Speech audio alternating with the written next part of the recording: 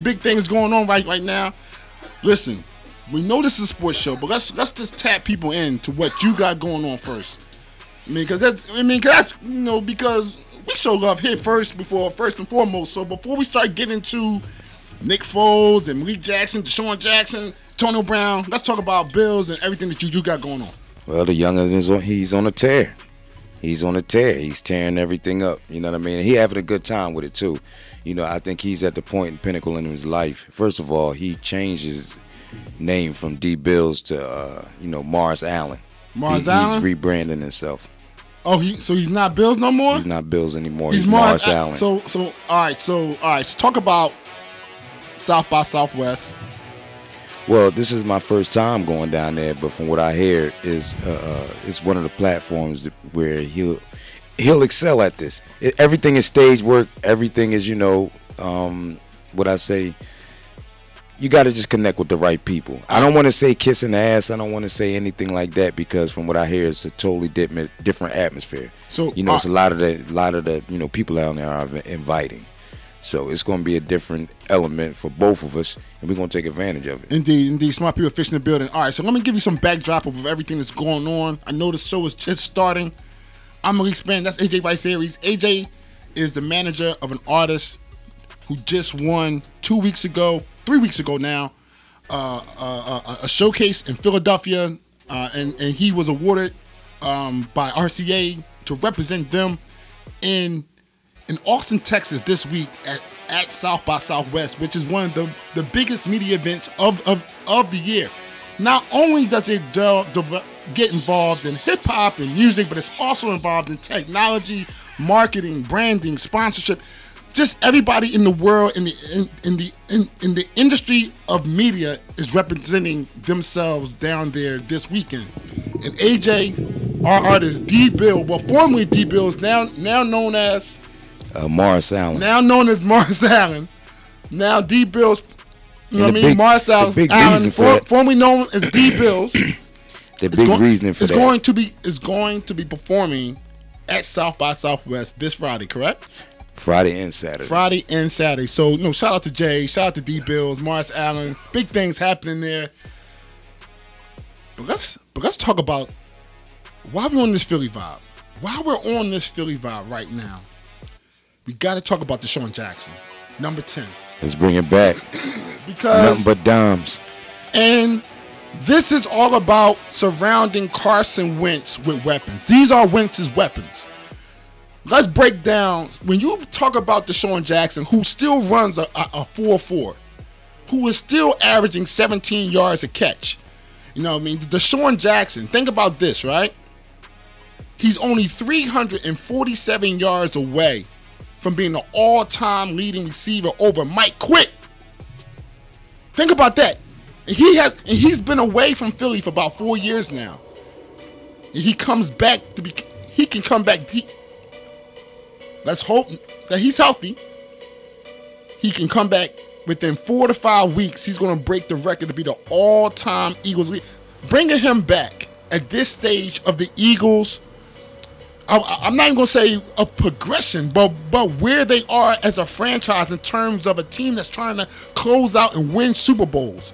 You bring a veteran like this who brings 4.2 speed, who understands the NFL, who understands coverages, who's the perfect receiver for a guy like Carson Wentz, who likes to break down plays. So when plays break down, Wentz can make something happen, and there go Deshaun Jackson down the field for 70 yards. Carson likes to air it out. He likes to air it out.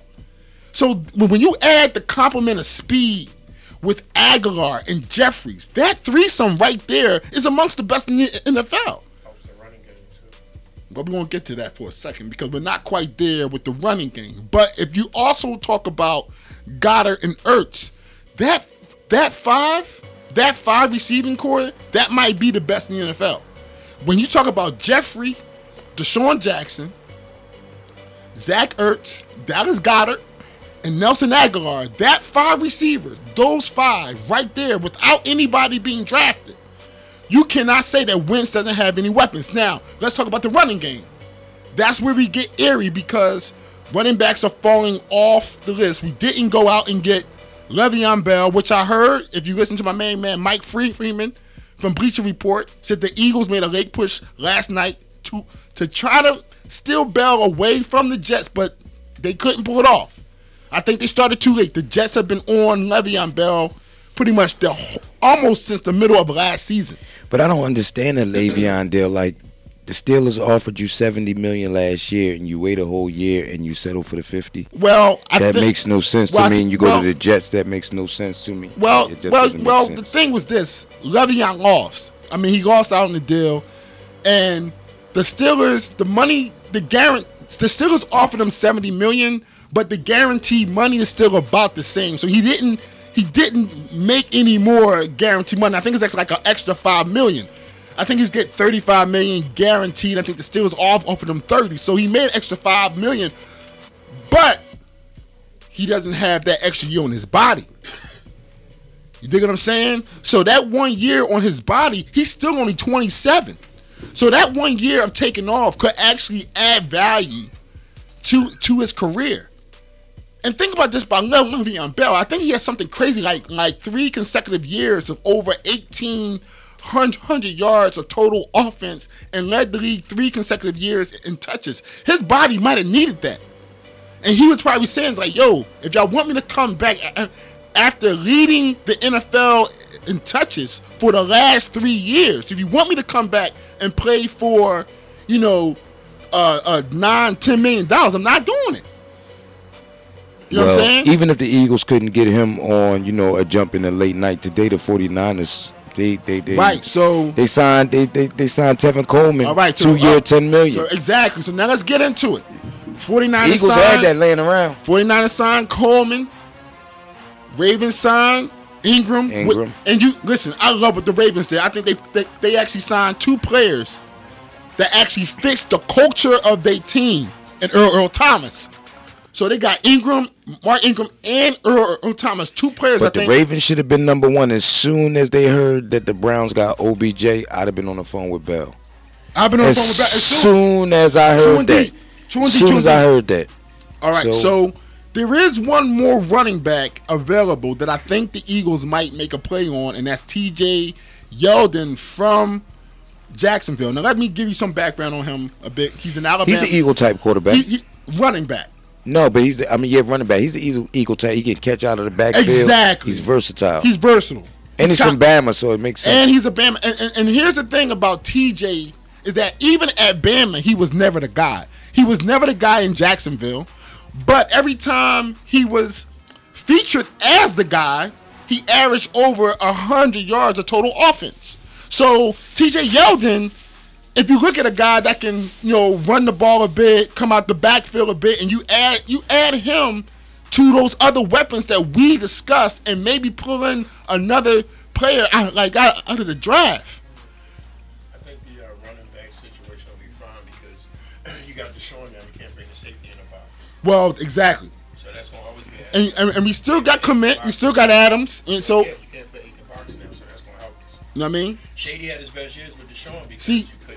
Now there's some other words out there, rumors, talks with Shady about Shady coming back too, and you know how I feel about Shady. I don't got nothing to say about this Joker because to me he's a criminal. You know what I'm saying? Listen, I know I ain't going there right now, but I'm just trying to tell you on the strength of Shady, he's slowing down. He's slowing down. Like let's just be real. He can be used in this offense, though. He can be. He'll be invigorated. Like he wants to. Like I can see him being real excited to come back here, especially with him and DJ coming back the same year to be the finishing pieces of this. But he's on the other side of the hill.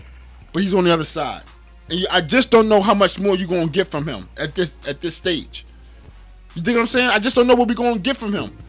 But I like the idea of us adding the back. Well, there's no idea about it. We have to add a legitimate running back to the team. We can't even forget about Ajay. Now, let's talk about Ajay a bit because Ajay will appear to be almost the perfect fit to come in. But can you trust his body? His body is broken down almost every year he's been in the NFL. It's time to depart. Ajay is still young though. No. And then you can listen. I don't want to get him cheap on a get right deal. Nah. Let him go. Not Let a him little go. bit. Nah, let him go. Get Blunt back. We need a bruiser. Hey. Well, that could be Adams. I mean, maybe they think Josh can morph into that role. All right, so let's actually move into the other side of the ball with Malik Jackson, and I love that. I love that move right there. I love it. He's a mauler. He's a mauler. He gets to it. He gets to the ball. You know what I'm saying? But he likes a good fight in front of him, and that goes with Cox. Exactly. Now you really can't double team Cox, and if you double team, if you double team Cox, Malik Jackson's gonna be on the other side of the ball, all game long. Like he may not make the play, but he's always the guy that forces the play. You know what I'm saying? It's kind of like different where like Jackson's. He's had more holding calls called on him. You know what I'm saying? He's always a problem. You know what I'm saying? So offensive lineman always holding him. Yeah. So like Malik Jackson to me is just a great pickup. Now I'm not crazy about losing Michael Bennett because I thought because me and you talked about the MVPs about a few months ago, 2 months ago, and I on this program said that week in week out for 16 weeks, Michael Bennett was the most consistent player on the team, and I thought he should win Defensive Player of the Year. Yeah, I wouldn't have given it to him. No. I think you gave it to Cox, right? No, I gave it to Jenkins. To Jenkins, exactly. You gave it to Jenkins. I thought Bennett was more consistent. I thought Bennett was the most consistent player on this team, but he did come out and say, "Yo, I want more bread." I think that's nutty, and I think that turned off Howie a bit. Because he was already due to make $9.5 million. I knew he was going to act like a dickhead at some point. I mean, you know what I'm saying?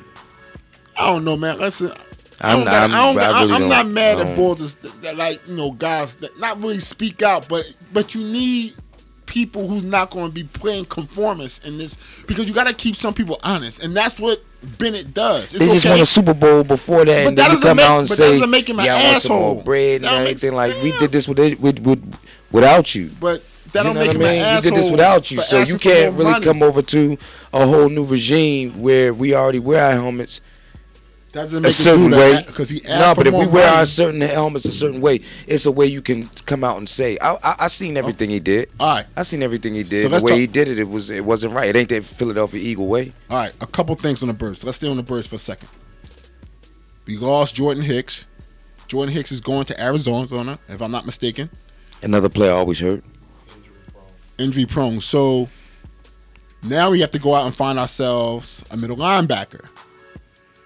We got to go out and find that. We got to go out and find a guy.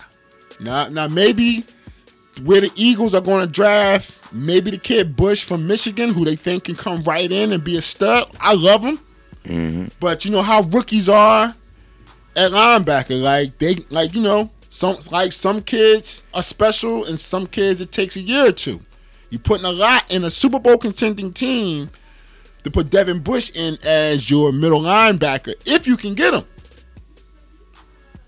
You know what I'm saying? Yeah, I agree with you, but at the same time, you lose Hicks. I'm just saying, listen, the draft isn't done, free agency isn't done, but we got to acknowledge the fact that losing Hicks, because when Hicks is on the field, he's a very productive player.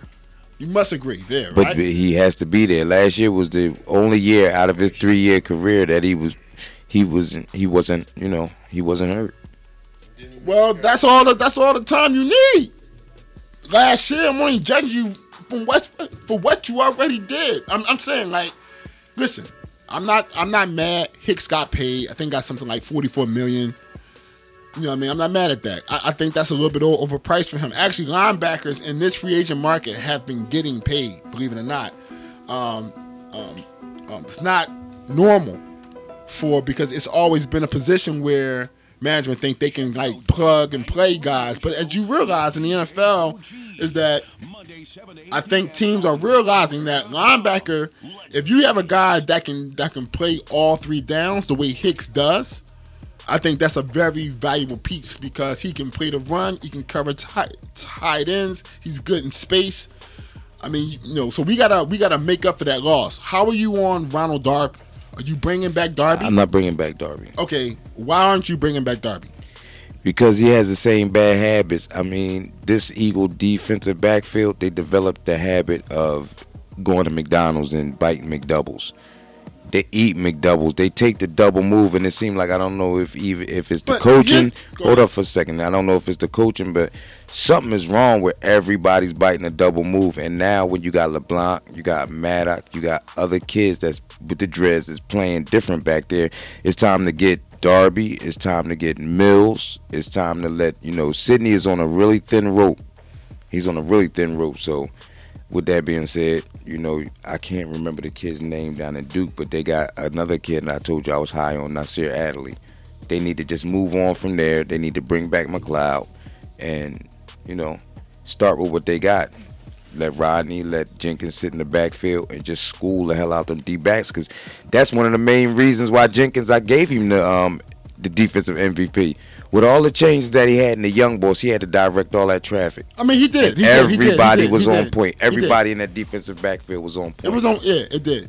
I mean, over time, it was a little bumpy at first, but over time, always, you know what I mean? Over time, it got better. When they was banging with the Saints, trust me, it wasn't the defense's fault.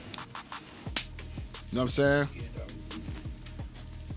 But, Like Landon Collins? You said what? Like Landon Collins? Well, Collins going to, see, that's the thing. monster. So let's talk about the Giants a bit, because we haven't even talked about the OBJ situation.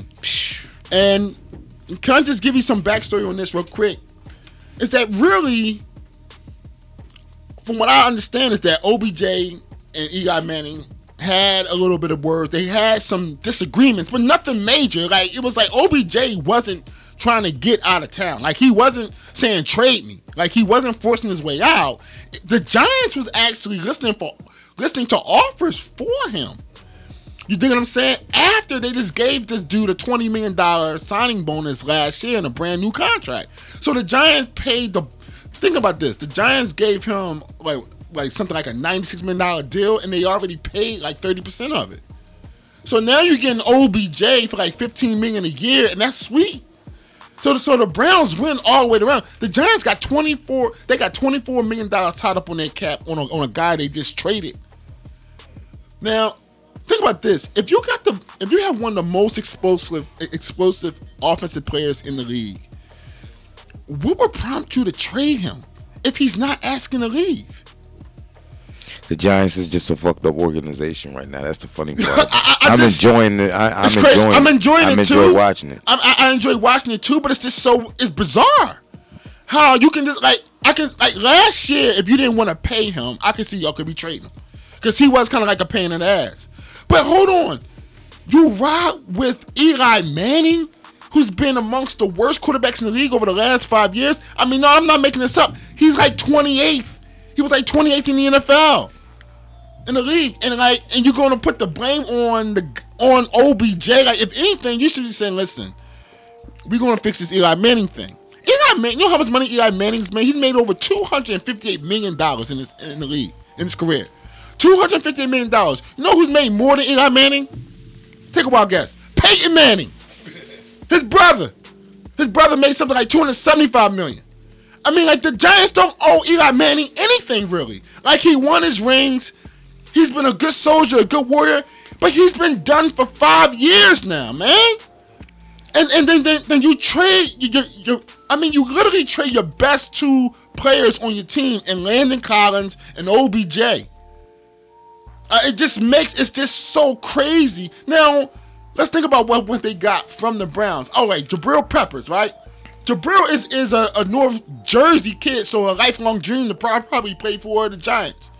But then they get the 17th overall pick and a low 3rd round pick. Like, that's all you get for. I mean, we gotta see how the picks turn out. It might I mean, I guess you can. I mean, like, listen. Like OBJ was picked 3rd. He was picked 13th. So, it all depends.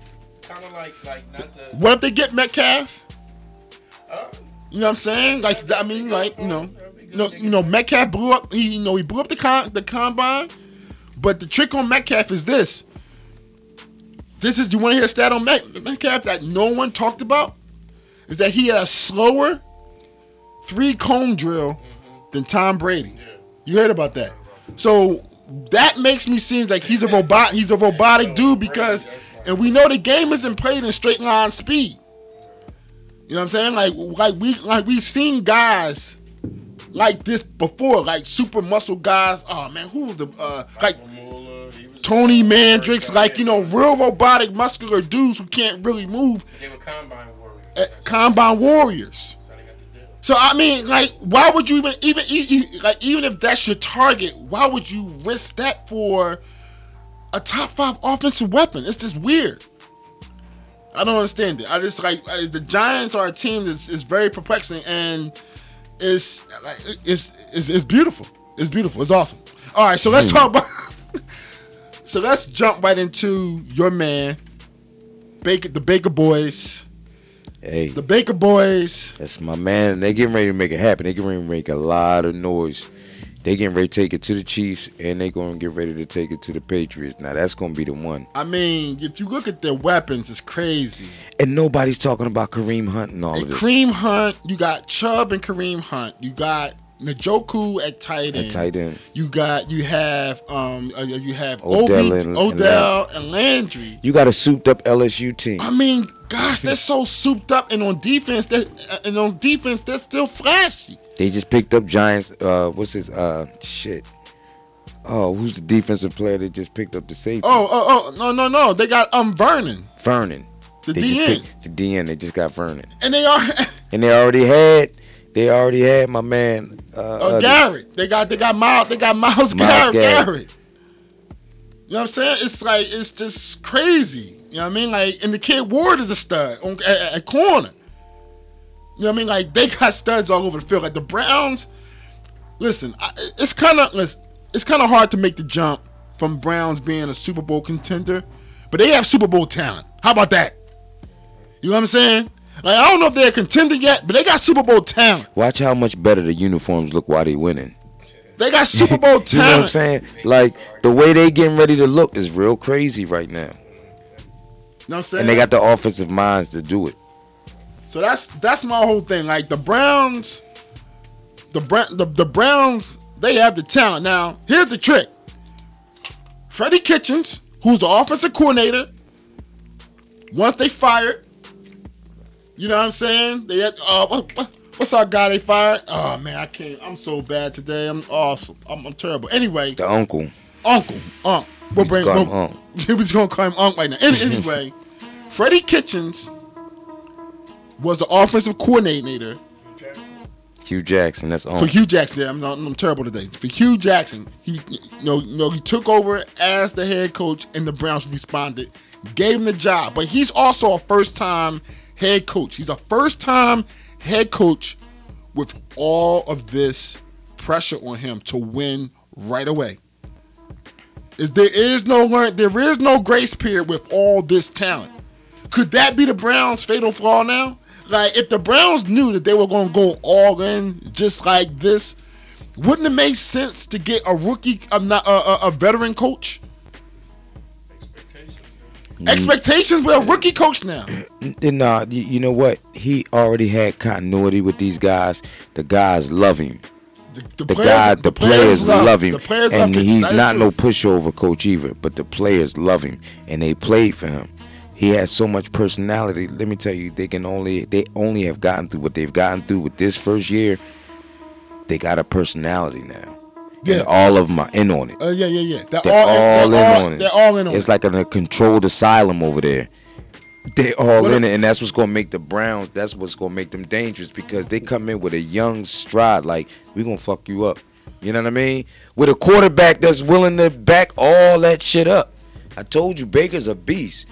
I told people last year, and everybody laughed because they said Sam Darnold, Rosen, this person. My two top quarterbacks were Lamar Jackson and Baker Mayfield. Oh, okay. And I've been doing my quarterback search on it now. So we're going to get to that. We're going to get to that. I'm going to upset a lot of people on Twitter tonight but let's stick on free agency, because we will be remiss not to talk about the trade.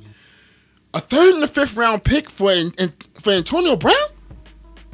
For AB? That's all you get? You don't get at least a 2nd? You get a 3rd and a 5th? I mean, listen, cuz. I don't like Mike Mayock, but he been pulling some moves. Yo, I was going to tell you, cuz. we don't like Mike Mayock, but he going to work. Yo, Jay. I'm so glad you said it before me, because that was one of the things I wanted to talk to you about, was that the Raiders' plan is working. Like, they got a clean slate. They went out and got a brand. They got a clean slate. I'm gonna tell you, I just pulled it up. I just tweeted it out, so I'm pulled up on my own feed, right? Let's talk about this. They acquired Antonio Brown. They just signed Terrell Williams, so that's their new receiving core. They went out and signed the left tackle Trent Brown, and they got picks 4, 24, 27, 35. Yeah. They own the first round of the draft. They own it. They own it. And if they nail some of those, if they nail 3 out of those 4 picks, if they just straight out nail like the plan looks good right now. If the plan was to just to start with a clean slate, you dig what I'm saying? If the plan was say, listen, we're not gonna pay Cooper, we're not gonna pay Matt, you know what I'm saying? And they got the Bears' first round pick next year, if I'm not mistaken. So if they say we're not gonna pay Cooper, we're not gonna pay Matt, you know, Gruden felt as though, like, you know what, these guys are vets. I'm not gonna be able to reach them. I don't want to deal with that shit. And we got Chaffee actually talked the inside story on that. Yep.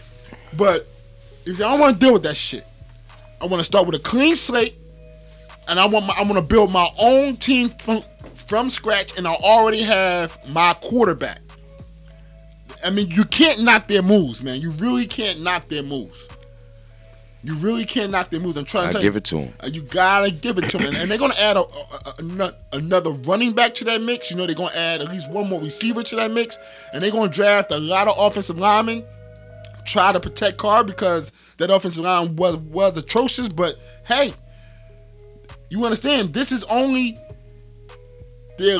their last year in Oakland, and next year they're in Vegas with all this new fresh talent. Like I can't knock their hustle, yo.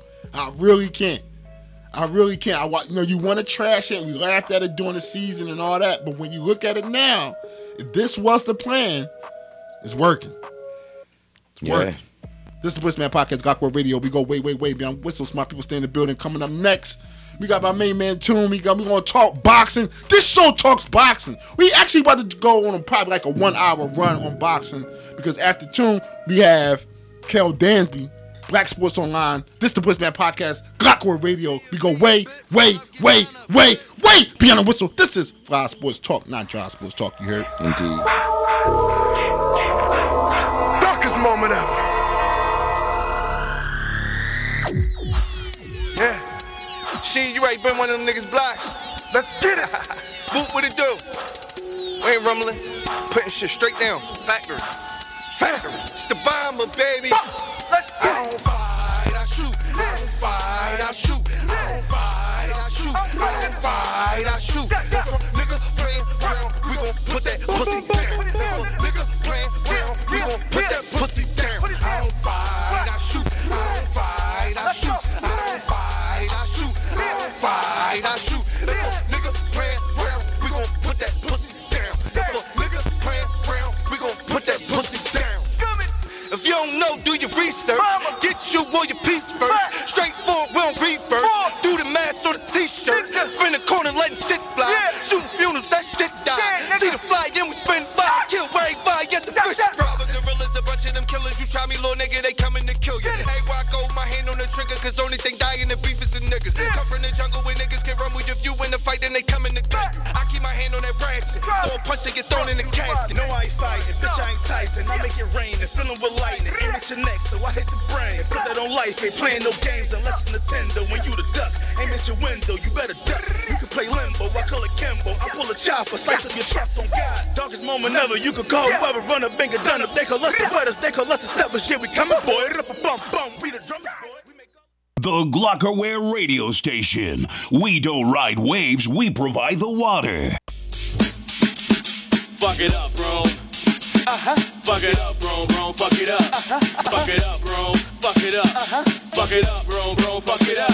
I'm at the bar with the shorty sipping on the drink. She said she love me, you don't know me from a can of paint. I can look at her eyes and tell what she thinks. She thinking that I'm cute and she wanna live with me. And go to the spot so we can have some fun. Throw on some music, let me sit my sausage in her bun. She keep talking about her shot and how her juices run. That liquor got her hot, she wanna give me some. On the way to the spot, I pull over on the road. She looked me in my eyes and start taking off her clothes. And jumped in my lap and then threw it up inside. And let me knock her off in the front seat of the ride. Had to bust a nut, just breathing in the wind. She looked over and said, we can do this thing again. Then next time, I'ma bring a little friend. And we gon' get together at the Holiday Inn.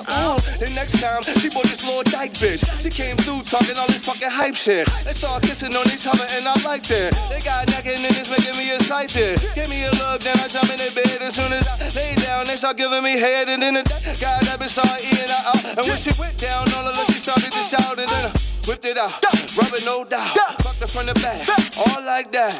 Busting them out, with the little bitches out. Do you already know I'm back to that rock? Damn, Brown. That's some little puff fans you shut out all like that. Like that. Just had me, man. I was. Factory. Well, you know it is what it is. It is what it is.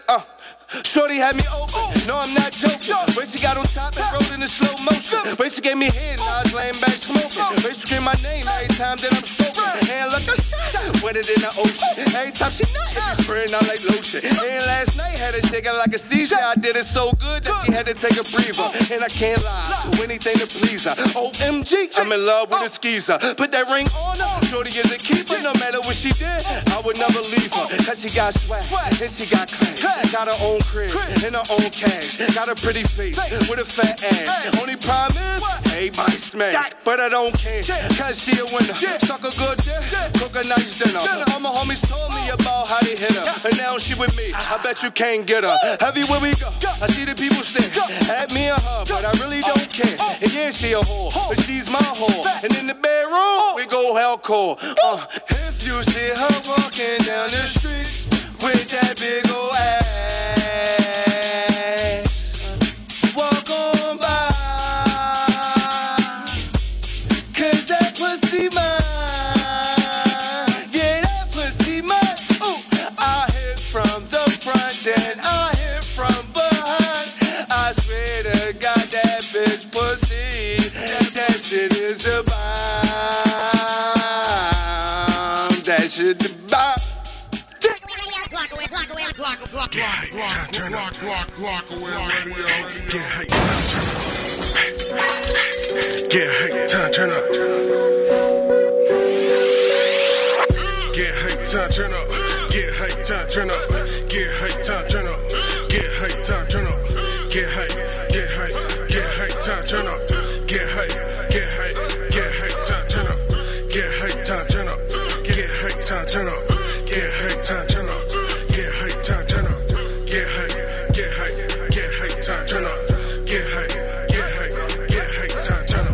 What's your whole thing? What you talking about? Need the cash? Yeah, I need all that. Fuck your bitch, her. Pop a bra strap. Where I face at? Where my balls at? Like D-Mac, give me all that. Hit her once and never call back. Pull up like what you call that? On my dick like you never saw that. Like a sawed off, I hit the hardest. Cross a nigga must be retarded. KO hit a nigga, get retarded. Motherfucker better lace your Jordans. Town, yeah, I rep regardless. How we snakes playing in the garden. I'm a sure shot, I'm a marksman. Hole in your head like a dolphin. Back of yard swim with the dolphins. Hate a nigga, kill a nigga flossing. Came from nothing now, nigga bossing. I ain't had shit and a backlit name. Niggas won't show up. I was down, got no love. No screen gang when I blow up. Get hype, turn up. Get hype, turn up. Get hype, turn up. Get hype, turn up. Get hype, turn up. Get hype, turn up. Get hype, turn up. Get hype, turn up. Get hype, turn up. Get hype, turn up. Get hype, turn up. Get hype, turn up. I grant a wish, tell me turn up. She call her friends, come turn up. They hear the music, get hype. Like, oh shit, it's time, turn up. I got what you want, I got what you need. Clear brown, loud pack, yes indeed. Came to party, so get fucked up. Turn the fuck up, get a drunk fuck. You on bullshit, I don't like that. Cause my old head, you got one pass, I'ma fell with the draw. Hey, niggas aiming straight for your noggin. Check my phone like who is calling. This your main bitch, this my side chick. Drop a diamond, someone find it. Pick it up, straight change your climate. That's your bitch, she want right by ya. That's how I feel, be a broke nigga. You a fuck boy, you a joke nigga, no backbone. How you walk nigga,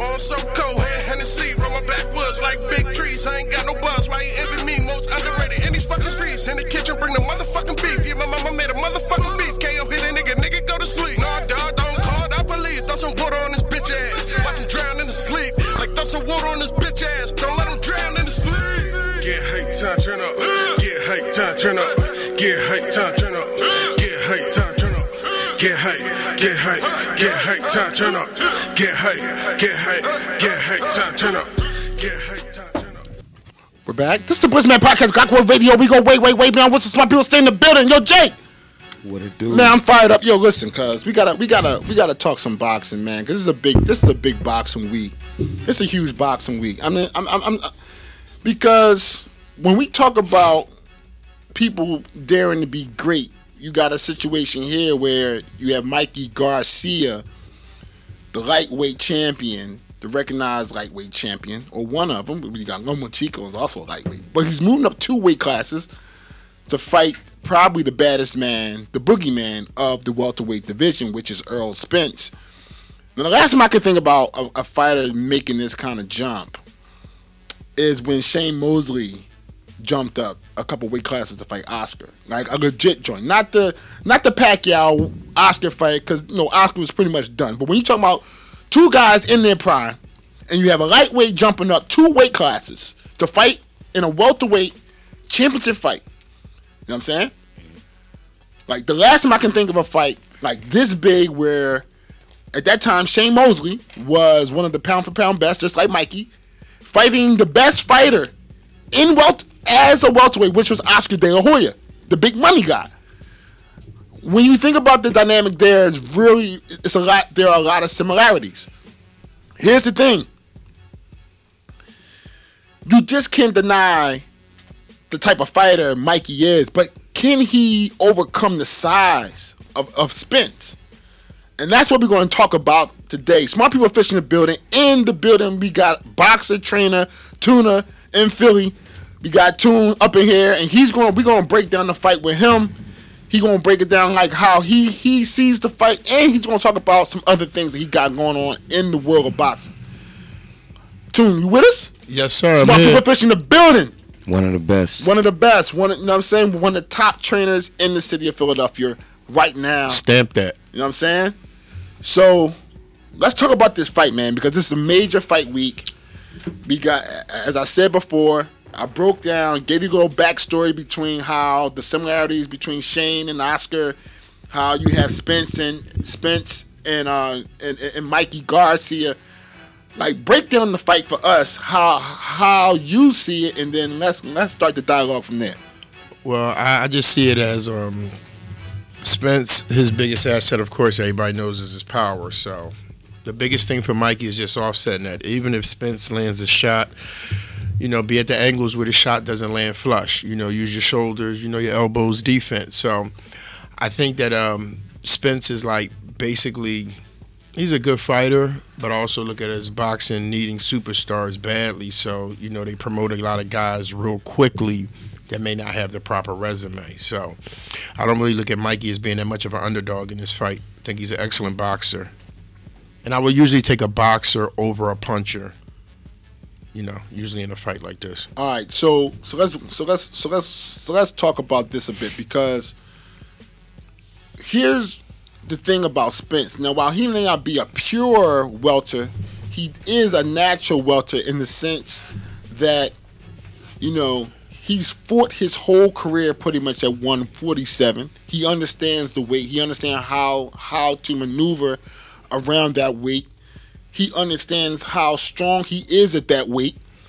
Like, how will Mikey be able to counter just the overall, how natural and how comfortable Spence is at that weight, jumping up 2 classes? Okay, well, the biggest thing Mikey has to understand, which I'm pretty sure that Robert Garcia is, making this imperative in the fight plan. He's a southpaw, so you got to stay outside of him. Fight him on his right shoulder. Make sure you throw the straight right down the center. That's Mikey's, that would be a big plus for him. That's always a plus against a southpaw. So if Mikey stays at the proper angles and fights him on the shoulder, but, make sure he goes to the straight right, to the sternum up top, that'll be a big plus for him. Spence is a good fighter, but I don't really see a lot of fluidity in him. He's a little robotic. And, the power, like I said, it's an asset if you know how to properly set it up. So, and that comes with knowing how to box. You got to know how to set traps, baits, you know what I mean, to enhance the power to set it up. So, we'll see, you know what I mean. I equate it to swimming. I don't think Spence has swam in as deep water as Mikey has. So, I think experience will mean a lot in this fight. No, I mean, you know, the thing about Earl with me is, can you stand the rain when it comes? Can you stand it? I mean, he's one of them. You ever know in the schoolyard when y'all slap boxing and the ball gets smacked, and when he get his back, Right. that's the type of fight that he enforces. You know what I'm saying? He wants to get in contact with you to feel if you can hurt him. You know what I'm saying? He's inviting for that shit. Right. I mean, he spars with the twins all the time. His camp is strong. He got a real strong camp. They're a bunch of thumpers down there. They you know are. what I mean? I mean, he is a the thing is thumper. this. When he go and box Mikey in, which he will, because Mikey's going to want some contact too, will Mikey be able to stand that thumping? Because we already know Errol got a beard, and we ain't seen him. We don't really know didn't if Earl see it. got I a was beard. getting ready to say We it. really don't know if Earl got a beard. Yeah, We- I can't say that. But see, the thing about it is, when you setting up fights nowadays, none of these fights is set up to see who's who. They're not set up to see because of the PBC, because of Al Heyman, because of, you know, All the Top Six Rank. and Bond, You know what I'm Top saying? Rank and Because- Zone and all the different promoters and things like that. Different just entities. like But this just is a like fight we wait a cracked, minute, though. just like football, just like basketball, and anything else, it has its confines where we are confined not to see the better fighters fight each other. But with that being said, with all of it, with the fighters not fighting whoever, you should be able to tell and look at this fight. You should be able to tell and look at this fight. He gonna hurt Mikey. I mean, well, He gonna hurt I Mikey. mean, you know, like I said, I like Errol Spence. He's a good fighter, but the one boxer that he fought with footwork angles, he had problems with. So that's just my thing. You know, All you right, gotta know how to cut the ring off. You gotta Okay, know how to do things like that. I wanna break down something because if you were training Mikey, how would you prepare him to actually fight at 147? He's never fought at that weight before. Okay. So talk about the preparation on Okay. what a trainer will prepare his fighter to make that kind of a jump. Okay, Talk well, about 12 pounds. Okay, well, first of all, with the weight and the muscle, that's the nutritionist job. You know, Okay. the trainer, I'm gonna get you ready. Okay. I'm gonna get the game plan. But as far as you putting on the weight, as far as you eating properly, things of that nature, that's what the nutritionist is for. So he's a professional, you know, so it's no problem with him. And like I said, he's walking around at this weight. So he'll fight at this weight, but this is a weight that he'll normally carry. When he starts a training camp, he's in a training camp, he's carrying this kind of weight. Right. So, like I said, I don't really think the weight will be an issue because he's a professional. I think he'll be at weight. You know, he'll be ready to fight. But I also look at it as cutting. That can be a detriment to Errol Spence. Right. Cutting 20, 25 pounds. That's going to drain you. Mikey putting on the weight, it's not a drainage situation. So that could be a detriment to Errol Spence. It's a detriment to most fighters, cutting weight, starving yourself, getting ready for a fight. So, Yeah, I mean, so would you? Would it anything go into the training regimen in terms of like? Well, this is what we would do with the training. First of all, we would definitely work on footwork because he's robotic to me. Errol Spence is a robotic fighter, so we would definitely work on footwork and angles, making Errol Spence move because a power puncher, the power doesn't have an effect when you make them move. Okay. The power is effective when they can sit down on it. Right, exactly. When they can turn their hips, put their cigarettes out, turn their feet, turn their waist. So what you would do with a fighter like Errol Spence, you touch him, combinations, you move. Right. You make him constantly move side to side because, like I said, he doesn't have good footwork.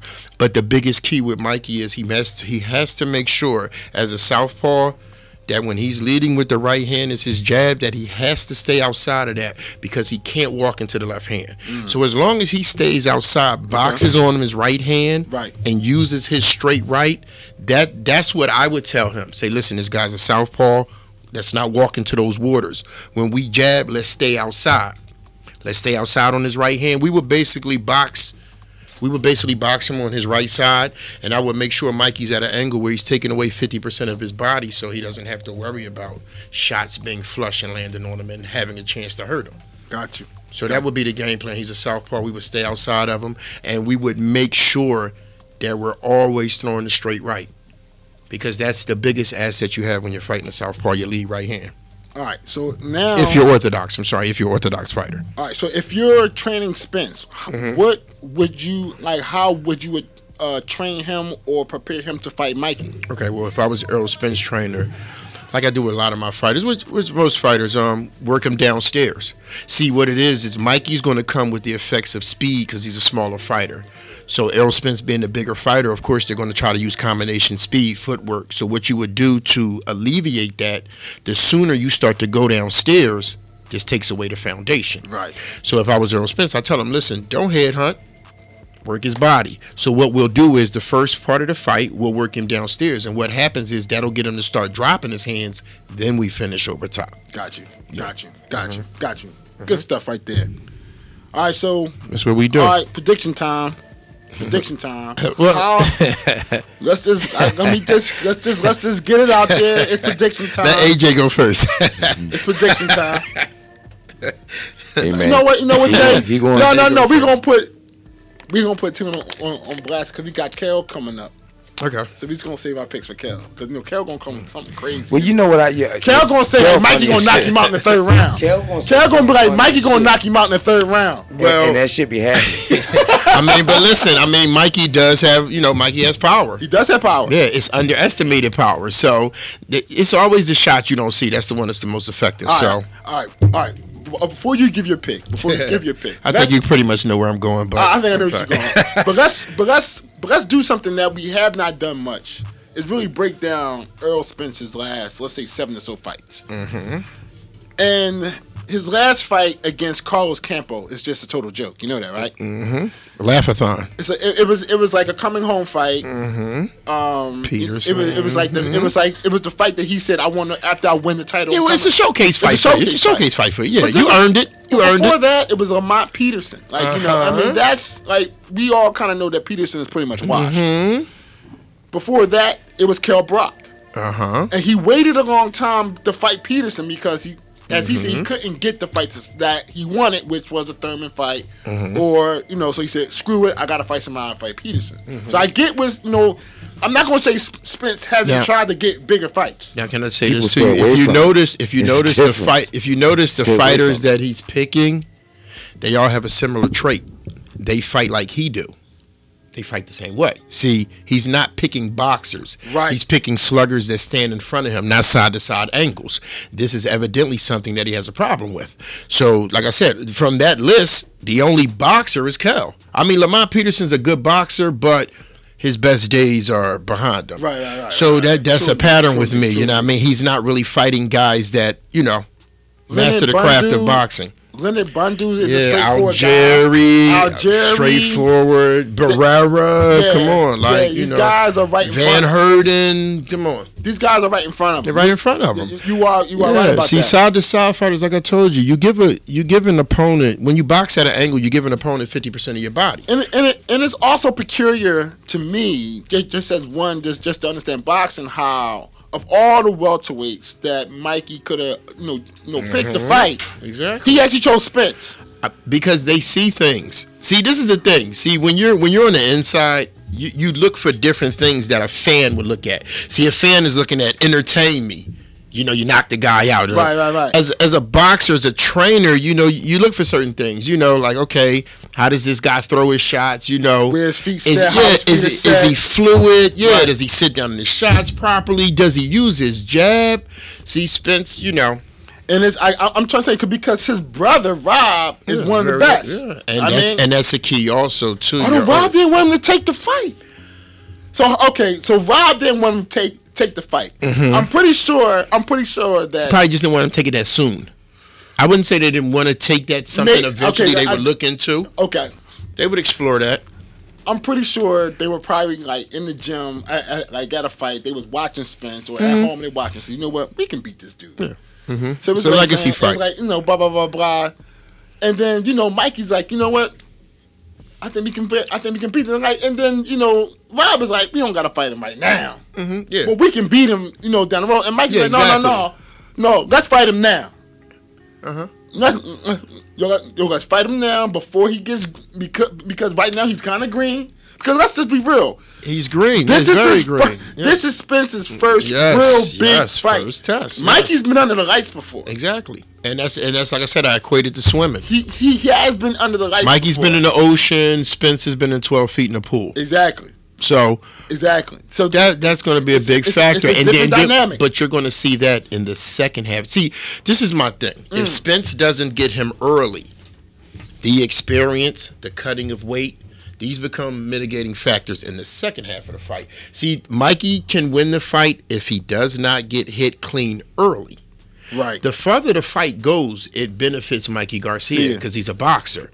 So and it also makes it detrimental to the puncher, the slugger, if for these rounds you're giving him angles, you're elusive. Even if he lands his shot, you shoulder roll. The shoulder deflects the shot before it lands flush. You make sure you protect your snooze buttons, which is your chin and your temple. So, I mean, Mikey still 39-0 with 30 knockouts. Exactly. Exactly. We can't sleep on. We just can't sleep. We still can't sleep on his success. I mean, he's still really good. Very good fight, and it's a fight that definitely has the makings of possibly being a sequel trilogy. If one person doesn't get mauled in the first fight, I mean, if it's a good competitive fight. I'm gonna tell you something. If Spence loses this fight, it's definitely a rematch clause in it. If Spence loses, it's definitely a rematch clause. Yeah, well, that's definitely a rematch. But if I'm Mikey, I wouldn't honor the Jones.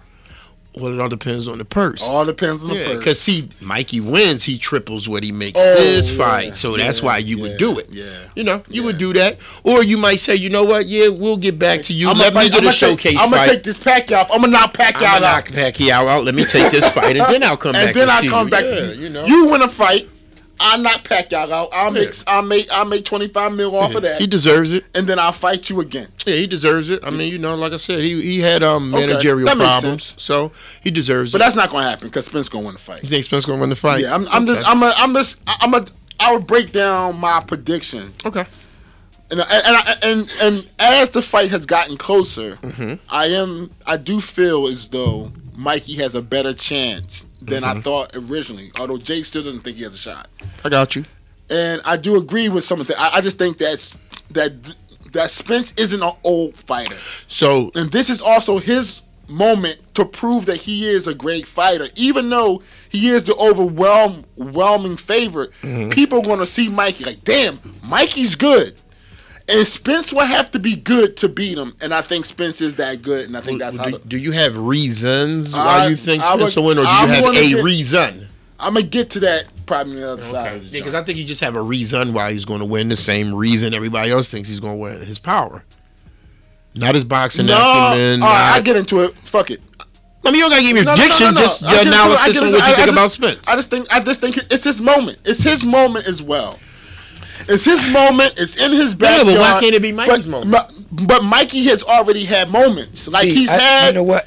It's a couple of times where Tune, I think you putting Spence into a thumper's mode, and you taking away to the fact that he can box. But he's mechanical as a fighter. And it is. But guess what? When Errol, he get to point A, point B real quick, and when he get there with bad intentions. So, who has Mikey been in the water with? Again, name some Mikey fighters if he's been in the water. I mean, listen. Listen. Easter was undefeated at like the time he fought him. You know what I'm saying? Robert Easter. Robert Easter Jr. I mean, check it out.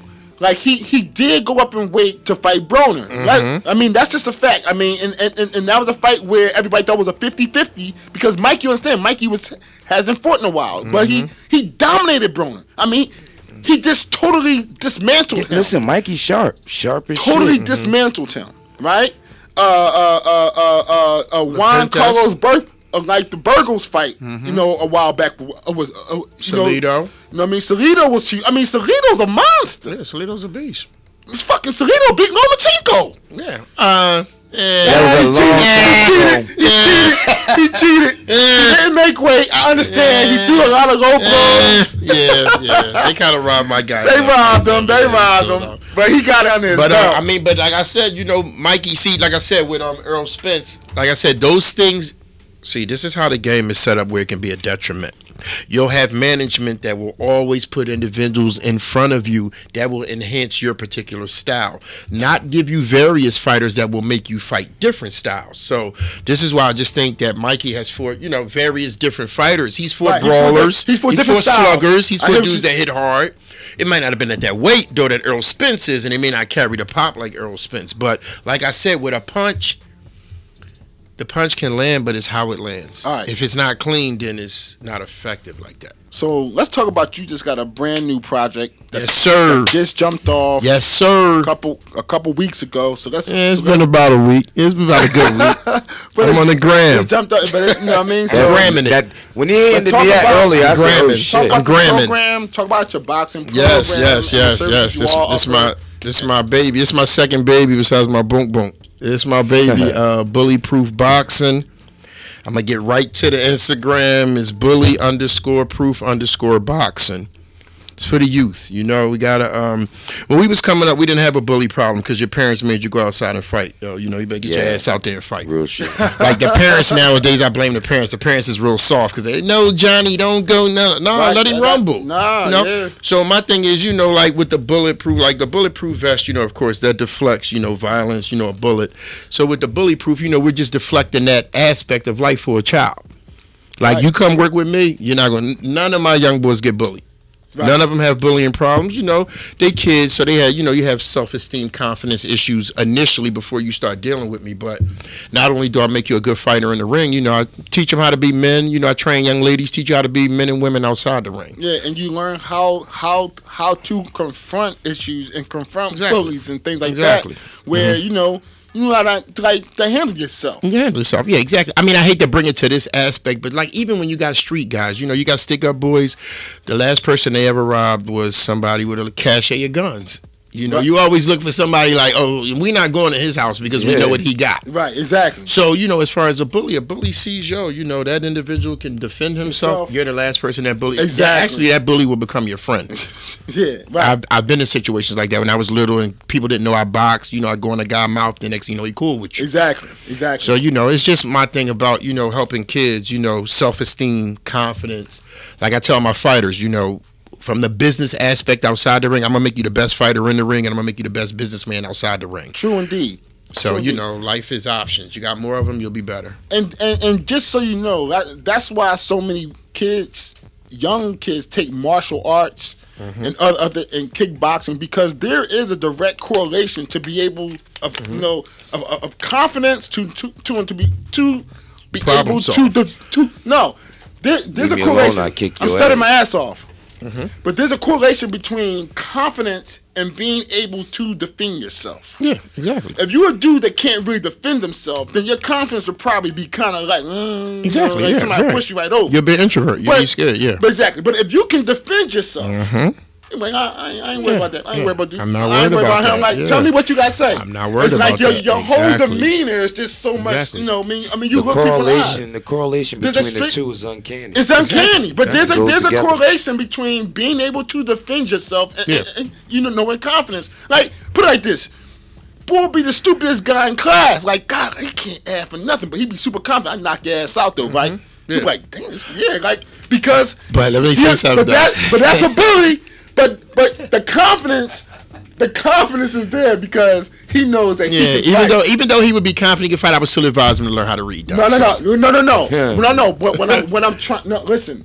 The point I'm trying to make is that once if you have that element of self-defense, there is an element of knowing how to defend yourself, and how that breeds confidence to know how I'm not afraid of being in adverse situation. It's insurance. It's insurance. It's insurance. Yes. Not that I need it. I mean, not that I want to use it, but if I got to, if any event, exactly.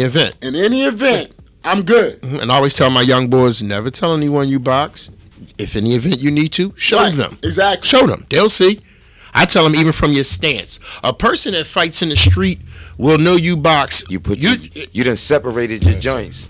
Oh yeah. You can stand in that stance, right? Because anybody from the street, of course, they're gonna lead with their strong hand, their right hand, they're gonna pull their pants up and do some shit like this with their right hand. When you box and you fighting with two hands, trust me, I teach kids this is a science to this. You know what I mean? So I love when parents come to me and say, "Oh yeah, my son, his confidence is up, his self-esteem. I see that now." Exactly. So I always tell them it's a thin line between confidence and arrogance. People like confidence, they don't gravitate to arrogance. Exactly, and that's what the program is going to constantly teach and instill into the youth, man. This is the BlitzMag Podcast. I'm a black man. I gotta give back. Gotta reciprocate. That's what we do, man. That's what we do. Yo, Tune, man. This has been a great segment, yo. I always appreciate being here with you guys. March 16th too. My young boy next up on deck, Ishmael Osborne. Support him. We fighting in the gloves next week. He's getting ready to turn pro this summer. Young boy's elite. Actually, his birthday is the day too. Happy birthday, Ish. Happy birthday, Happy birthday to you, big homie. But his birthday is the day. He was working real hard. He actually worked with Hank to get Hank ready for this fight that's coming up. Okay. Young boy, he's going to start working with Boots. Young boy is exceptionally talented, and he's got a bright future in it. 16, right? So what's his No, that's my young boy, Zah 16. My So young what's boy it- Ishmael. Now Ish is 22. So what's his weight class? Oh, he's going to fight at 130. Okay, all right. He's So going to fight at 130. After so we win the gloves, we're not entering the gloves. We're going to win our So he's junior weight lightweight. class. He's junior Yes, sir. lightweight. Yes, Okay, sir. I got you. be on the lookout for that. Yeah, Ishmael Osborne, lights out, too smooth. My young boy. Indeed. Official tissue. Indeed. Yo, But we got the perfect combination. Smart People Fiction and Building. This is my main man, Tuna. Appreciate the love, fellas. And once again, like I said, bully_proof_boxing. Support the movement. Black people. We On beefing Instagram. with Gucci. Come on now. We gotta fight our problems the right way, Indeed. We beefing over a sweater, but our youth dying over cheddar. Come on, let's go. We gotta get it together. Let's go. Indeed. This is the BlitzMag Podcast, Glockwood Radio. We go wait. Glockwood Radio, get Smart the People app. stay in the building.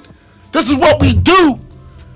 Just that. We got more boxing coming up. This is fight. We doing boxing. We got Kel Dansby, BSO, Black Sports Online. This is the BlitzMag Podcast, I can't wait Glockwood to see Radio. what We go Dale said. wait. So I can't wait to see Beyond what What's- Kel this said, is 'cause he's Dry funny as Sports hell. Talk, not Dry Sports Talk. You hear that? BlitzMag Podcast. Every Wednesday, 7 to 9 p.m. on Glockaware.com. Yeah, that's nice. Big talk, big talk. Big facts, Big Mac, make a big spark. I'm from a big city, gotta have a big heart. You small change, all I hear is big talk. Big talk, big talk. Big talk, big talk.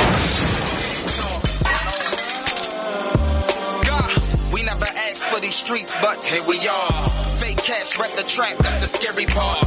Shooters bound to hit they mark like they throwing darts in. Holla one time for me if you see the knocks. Heard they selling plain clothes, still need a bankroll. Tell her baby let's roll, she chasing them pesos. Nobody owe you nothing, keep your help to yourself. Real hitters going do the dirt by themselves. It's Philly comeback, yeah, we want that. We wasn't busy beefing with each other, we can run rap, y'all. A lot of dudes claiming they ill, they gotta show that. Me, I kick a flow for the trill when you know that. Sometimes you gotta go away to make a comeback. Anytime I grabbed up the plug, I made a comeback. EVE and Cass in the late 90s. Rough riding through my city with a bad mommy. Do what daddy tell her, we be grooving like Stella. Bodysuit, first slipper, she my Cinderella. We got that elevation music. Your tracks sound like elevator music. The people never tune into it. And you thought it was booming, it was only an illusion, nigga. Just your imagination. Temptations got his paper chasing. Judge reading the sentence, heart race. Regulators like Billy the Kid and Doc. For Warren G and Nate, meet your fate from the clock. Hackers a lot, I wanna pull off the lot. Whip so hot, I had to yank off the top. Son of the city, take my profits off top. AI breaking Jordan down. So even if I lose, we gon' still run the town. Big wheels on the squatter again. Big bills, don't make me have to count it again. Yeah. Why I sell sport on my right team. She gotta have it, we make a movie like Spike Lee. And she's classy, makes it look easy. Head on the E-way, that's just to please me. I'm from the home of big beds and hard stairs. Black mafia family members and white airs. The fees will drive up, the money is right there. The gun is untucked, 30 shots make it clear.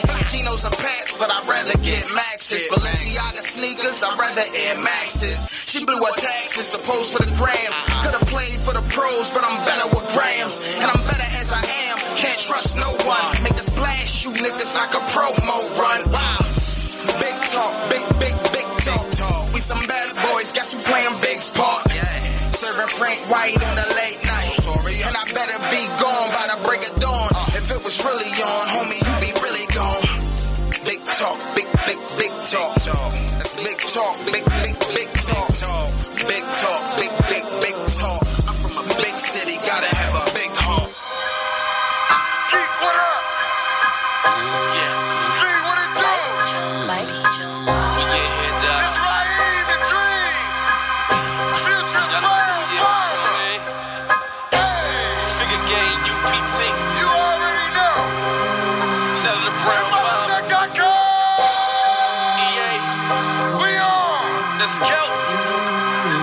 Let's rock. Look at my moves. Check out the groove.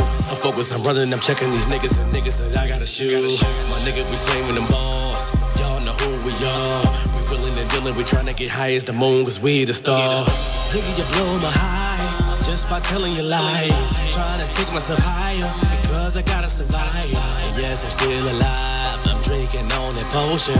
Leaning hard like I said, 4, sitting in 3 with motion. I got my hands on the wheel, got the eyes blue when I peel. I got your bitch on my heels, Fresh Prince, I'm flying well. Y'all can't even go with chill, y'all don't even know who you build. I'm giving out $1 million worth of game, you know I get it for real.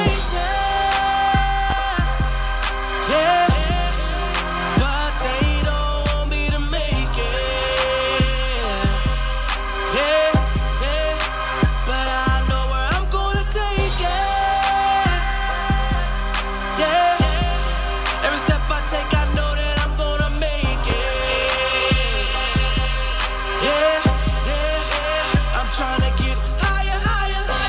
Now check out the vibe, me and my niggas, we never say slide. We got a goal in mind because we know we one of a kind. We're never gonna fall behind, we make our own rules cause we got a spine. Stressing and surviving because we like to have a good time. Like the Super Bowl champs fly, Eagles fly. That's how I know this shit right here is gonna get us high. Credit card is unlimited, never gonna get denied. Best niggas in the city, you Philly, we ain't gotta try. Just putting it out there, we hotter than bitches on IG Live.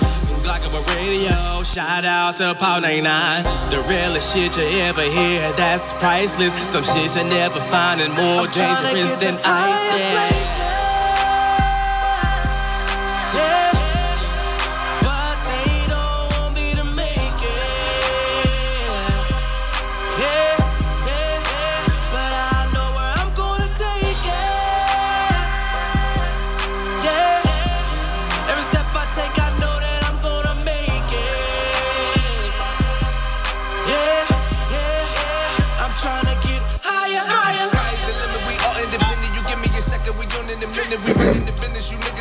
The Glockerware radio station. We're back. This is the BlitzMagPodcast, Glockerware Radio. We go way down. What's the smart people stay in the building? Fight week. Big fight week. We talking boxing, right, Jay? Always. Yo, we have to go all the way to Nevada, Las Vegas. You know what I'm saying? The home of boxing. BSO. Analyst, boxing extraordinaire. Kel Dansby. Kel, are you with me? I'm in the building. Smart people officially in the building. What's up, Kel? What's up, Kel? What up? All right, hey, listen, Kel, I'm gonna get right to it. What crazy shit you got for us this week? I want to hear, man. Is it a story out of Vegas? Is it a story out of Fight Week? Is it somebody? Matter of fact, get to it. Mikey Garcia and Earl Spence. What you see? You see Earl Spence get knocked out in the 3rd round? Nah, nothing crazy like that out of this fight. Nah, man, they're both really, really good fighters. Mikey is taking the challenge, which is dope. I applaud him. I was one of the people that thought he should have went down in weight and fought Lomachenko at like a catch weight. Instead, he decides to go up and fight Errol Spence. And I've been on this show, I've been everywhere talking. I think Errol Spence is the best 147-pounder in the world. Yes, Crawford included. Spence is that dude. So he took the toughest matchup possible. And to him, it's a win-win situation. If he loses, so what? He goes back down to his division. He has all his belts. For Garcia, that is. If he wins, then he's automatically, the first pound-for-pound fighter in the world with a 147-pound title and a huge name now. So there's no way he's losing either way he went. He took the chance. He took the gamble. And I don't think it's going to pay off, though. You know, Errol Spence is too big, he's too skilled, he's too fast. Mikey's best chance is taking it to the cards, but everything tells me that Errol Spence earns the stoppage. So it'll be a stoppage. I give it 10th round. He won't knock him smooth out, but the ref will step in and, you know, say he's saving Garcia from more damage. But it'll be a great fight, man. And these are two of the best champions in all of boxing. So it's not going to do anything for Errol Spence, though. You want to hear something crazy? This fight will guarantee that Errol Spence never fights Keith Thurman. Really? tell me why. I mean, Keith Thurman bitching, man. Well, yeah. Tell me why, though. This fight is going to scare Keith Thurman to death because Errol Spence is going to fight a fighter who is aggressive, who comes forward, who is tough as nails. He's going to dismantle a top 5, top 10 opponent to the point where everyone's like, shit, he is that level. And Keith Thurman knows in his heart that he's no longer that level. That maybe he could have been, but he's never even tried. And he's going to know this kid is too much for me. Keith Thurman's going to go after Manny Pacquiao. He's going to go after Sean Porter rematch. He's going to do everything he can to stay away from Errol Spence, who is in his same camp, who's on the same team, who the fight can be made tomorrow so easily. It's an easy fight to make. It's a very easy fight to make. He guarantees that he never fights Errol Spence. And people will call him runtime. Shout out to Sean Porter forever because he doesn't want that smoke. It's not what he wants to do. And this performance is really going to solidify that. And I think this is what takes Errol Spence's name up that next notch. And I think next year, it's the first fight for Errol Spence next year will be Terrence Crawford. Okay, so we get there. The first fight next year for Errol Spence is Terrence Crawford. All right, so I'm with you on this a bit. I think Mikey can make it to the 12th round actually, but it's going to be tough.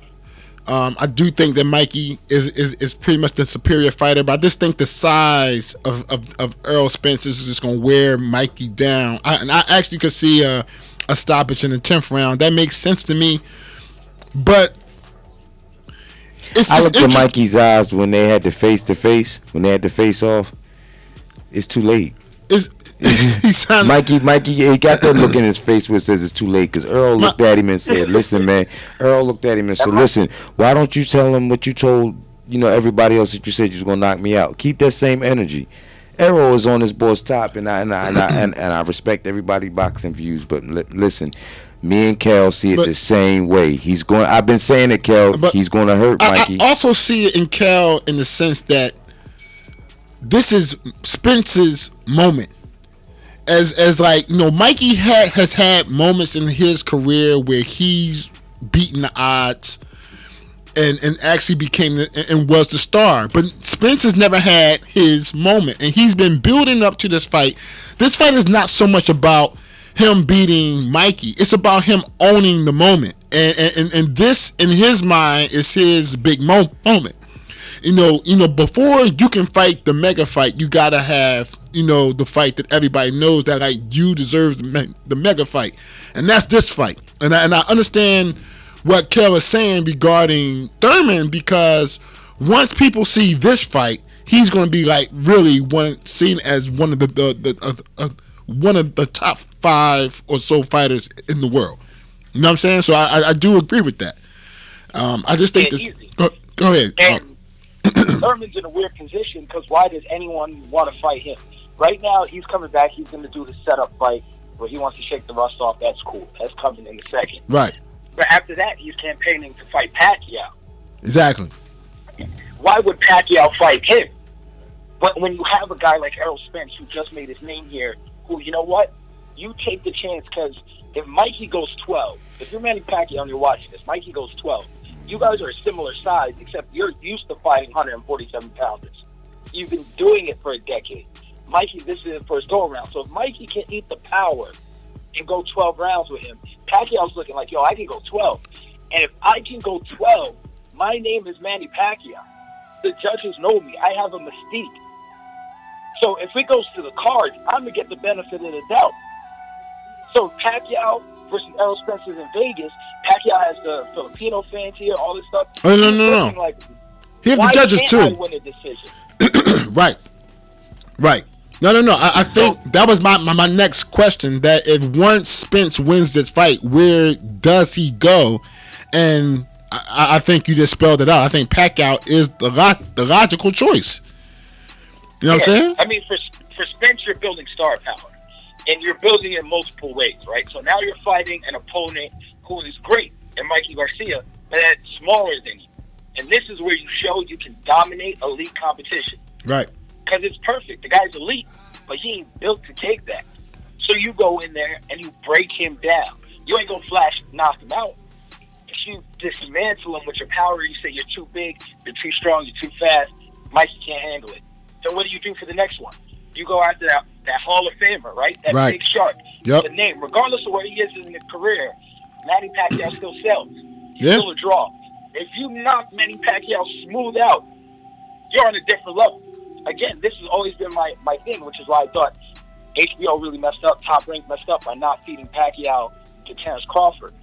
It's because if you go against Pacquiao, everything's judged on how Mayweather did against Pacquiao. Everything.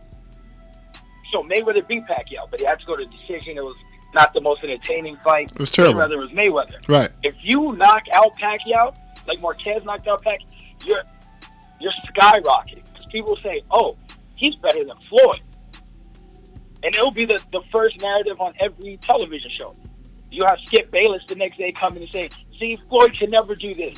This is why Floyd doesn't want to come back and fight real boxers. He only fights the Conor McGregors because this is the young kid.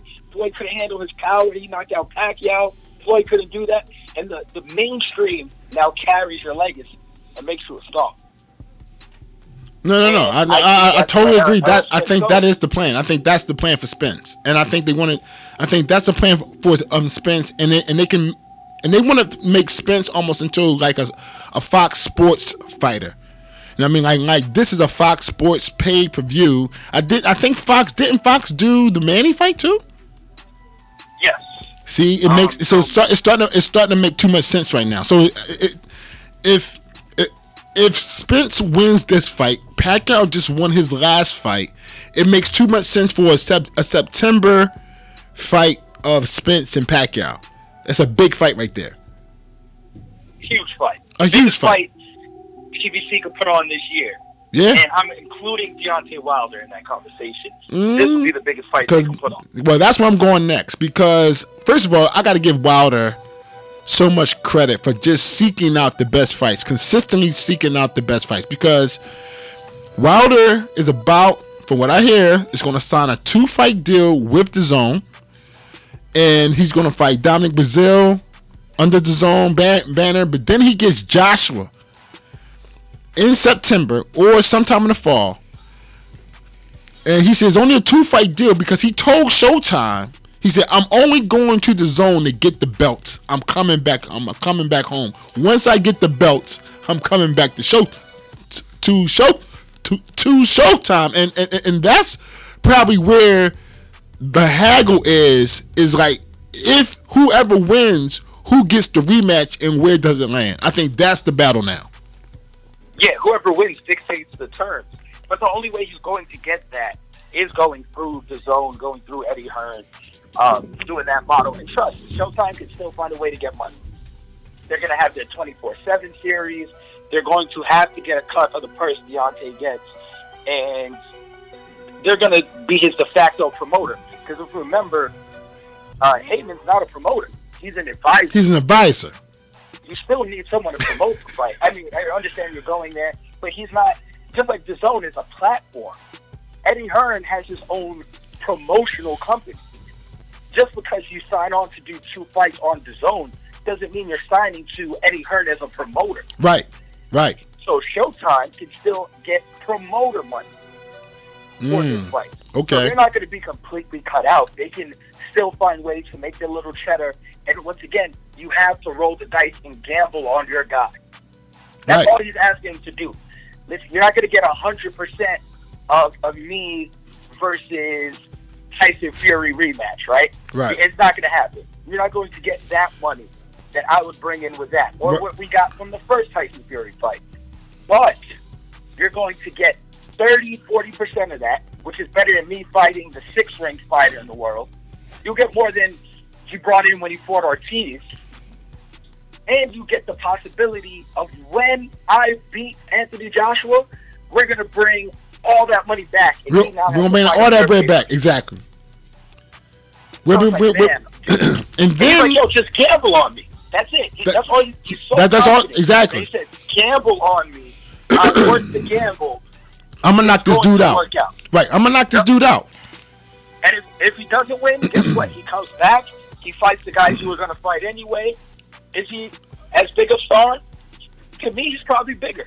Even if he loses to Anthony Joshua, gets a rematch, loses again. That's 2 losses. We just saw Canelo do the same thing to Triple G. Triple G had 2 losses. No, he got a loss in the draw. He got a loss in the draw. He got a loss in the draw. Loss in the draw. You can't tell me Triple G is any less of a star now. Arguably, he's a bigger star. Yeah. Regardless of win, loss, draw, whatever. So if Deontay Wilder goes and comes up short twice, cool. You couldn't beat Anthony Joshua. But you're the 2nd best heavyweight in the world. You can still fight Tyson Fury. And now your profile's even bigger. I feel you. Why not gamble on this man? Why not gamble? Right. Gamble. Yeah, if you're going to gamble on the right hand in boxing, I'm pretty much going to gamble on his. I've seen Anthony Joshua touch the canvas before. I saw an old man washed up Klitschko drop it. I'm going to gamble on Deontay Wilder dropping him once in what amounts to 24 rounds. 2 fights, a regular fight and a rematch. I'm going to bet my money that at one point Deontay Wilder's going to drop him. All right. So let's talk about this for a second, because some of the biggest problems with boxing is that we always look towards the future and not what's in front of us. Wilder was going to fight Dominic Breazeale, but Joshua is going to come to the U.S. for the first time and fight Jarrell Big Baby Miller. I think that fight's a little bit more dangerous than people think it is, because Miller does have fast hands and he's a very large man. How do you see that fight shaping up? I can't wait to see. I'll put my bet money right now that both fights together are under 6 rounds. Okay. All right. Under 6 rounds. And you mean hold on. You mean both fights are going under 3 rounds? Like Anthony Joshua. You try to say between both fights, we only going to see 6 rounds of boxing? Yep. One fight might be 5, the other might be 1. One fight might be 4, the other might be 2. However we get it now, however we get it, we ain't getting to 6 combined rounds. The Brazil fight, I've seen him get washed by Anthony Joshua. This is Deontay Wilder's chance to come out and say, you know what? I'm going to beat him. I'm going to beat him better and more impressive. And Anthony Joshua's going to run through Big Baby Miller. Big Baby talked himself into a great situation and a great payday. He ain't cashing that. And one thing, Anthony Joshua, he's a nice guy. You know, the persona's there, the smile. He is competitive. And when you trash talk, like, he doesn't take trash talk personally, right? He's not thinking like, oh my God, you really want to like slap my mom or blah, blah, blah. He doesn't hate the person over the trash talk. He's competitive with the trash talk. He got that like Michael Jordan, like, yo, you gonna cross me? I'm gonna drop 60 on you. I don't hate you, but I'm gonna embarrass you. And that's what Anthony Joshua is. That's why when you see him talk trash, when you see that come out of him, you're like, oh, and it gives you like a little glimpse at these press conferences where he'll sit there and be like, yeah, keep talking, and shaking his head. He's that competitive of an athlete. He's taking him out within 3. If it goes 3, I'll be surprised. Joshua's going to put on the show. Okay, so let's jump to Triple G's new deal with the Zone. It's a 6-fight deal. He's being served up. Either he's going to get the winner of Canelo, Jacobs, whoever that is. I mean, it would be a rematch for either fight. You know, Canelo for a 3rd time or Jacobs for a 2nd time.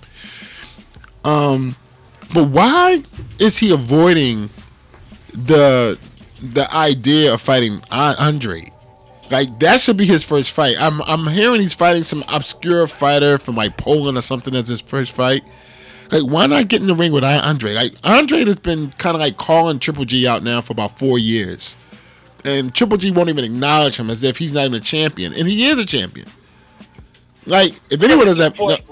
what do belts matter? Triple G's he's held all the belts. Like what did that get him? Right? Right. To him, again, boxing is still boxing. It's still prize fighting. It's still weird. We're getting a lot of the dream matchups, quote unquote, that we wanted, right? So we forget 5 years ago when no one would fight each other. So now it's just expected, like, yo, why are you not fighting this guy? Why are you not fighting the automatic? Or this one makes sense. It's because the Canelo fight is there for him. So you're not going to take any fight that's dangerous when Canelo's on a platter. Canelo is already booked into a dangerous fight. So either way, Triple G saying, okay, I'm going to come through, I'm going to wash this random dude, get the little paycheck, and I'm fighting either Jacobs or Canelo in September. That's fine. But the Canelo trilogy is so much money. If Canelo gets through it, and you fight Canelo, if you beat him, we're on pace for a fourth fight next September. Nah. So in between that, maybe you can go fight someone else. You think they're gonna fight 4 times? You gotta draw, a win, and a loss. You can't just go even. Yeah, I guess a win for Triple G is another. If Triple fight. G gets the win, he's not gonna fight him again. He's not gonna fight him again. Oh yeah, he is. I mean, it's a 6-fight deal for a reason. It's a 6-fight deal. I mean, like it's there. Triple G will fight other top names, but Triple G will fight him again. During the press conference, Triple G said, "I hope I can get 6 fights in," which tells me where he is in his career and like how he's thinking. Like I hope I can get 6. Like after the 6th fight, like I think he knows he's at the end of this rope a bit. You know what I'm saying? And maybe that's why he's not trying to take on a challenge like Andre, before the big fight with Canelo. But if I was Canelo, I wouldn't guarantee him a 3rd fight. I wouldn't have done that.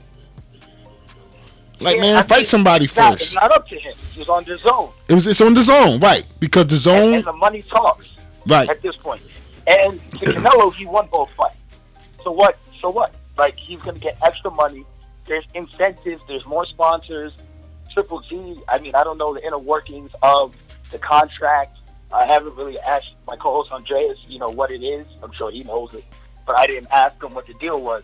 But people are saying that Triple G gets some equity stake on his fights. Right, he does. So it's the equivalent of pay-per-view points. Right. So it's like, okay, so you know what? If we bring in X amount of sponsorships, I get 10% of the sponsors. Cool. So there's a reason I'm assuming that Canelo had to have gotten something similar, if not more. So if they put that on the table, dollars make sense.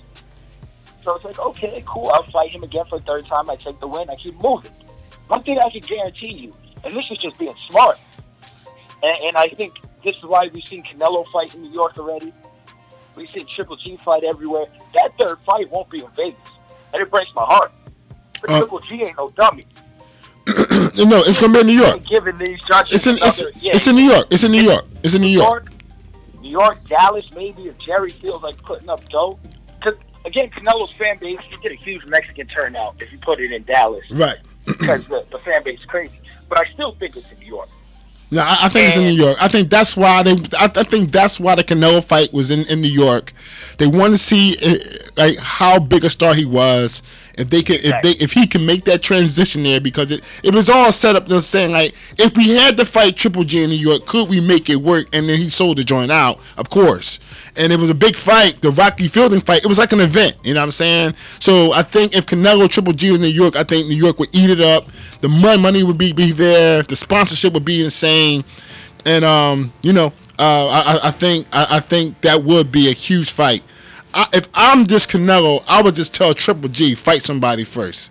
Like, stop sweating me, dog. I just fought you. Like, man, I just fought you. Like, fight somebody. I'm out here fighting other guys. I'm fighting Fielding. I'm fighting Jacobs. I'm fighting other guys. I'm not sweating you no more. Fight somebody. You know what I'm saying? So and eventually, Canelo, and again, we're doing these matchups, and sooner or later, people have to meet. The fight Canelo's putting off, Triple G is not putting off anymore. He understands that. He felt the power. He knows Triple G is only getting older. He'll take that fight. To Canelo, that's not overly dangerous. It's like, whatever. I don't think he's worried about Triple G, as weird as that sounds. 2 years ago, yeah, he was worried about Triple G. Now, yeah, he knows. He's been there, done that. he's fought the best version in his head of Triple G that there's going to be. He's all right with that. He doesn't want to fight Charlo anytime soon. He doesn't want Charlo. Well, he turned the PBC. Wilder is saying. Yeah. Well, he actually turned the Charlo fight down, but I wasn't overly impressed with Charlo his last fight. I actually thought that a lot of guys could beat him. I wasn't either. A lot of people thought, it was a draw, or he lost it, or he's sleepwalking. I don't know. Yeah, he wasn't. I know a lot of people don't like fighting on the same cards as their siblings. A lot of people don't like watching their siblings or their training partners fight beforehand. I'm not sure how much his brother getting robbed to fight right before. Do you think he really got robbed, man? Because I watched that whole fight against Harrison. I was going to bring that up next. I watched that whole fight against Harrison. And they're running that back for a reason. I thought he got robbed. You thought he got robbed? He ain't landing no big punches all night. He was just acting tough all. AJ thought Charlo won the fight too, though, right? I thought he won. You can't take a belt from a champion like that. I mean, I'm just saying that Charlo was just hit. But he was just swinging and missing and throwing and landing punches on his arms all night, man. He wasn't really landing. His opponent didn't do anything to take it. You got to take it from the champion. I feel you with that. Because that's how the Porter you guys fight was when like you guys fought a good fight, but he didn't take the belt. Like he fought a good fight, but he didn't really take it. He was competitive. Yeah. You know what I mean? He didn't do enough to be like, wow, I feel you. I'm now the champion. I just think that Harrison was actually landing real punches. Like when they was looking at the clean, effective punches during that fight, it was Harrison snapping Charlo's head back more than the other guy. So when you talk about clean, effective punching in like the Harrison fight, I think Charlo was more aggressive, but I think Harrison was just more effective in what he wanted to do against Charlo.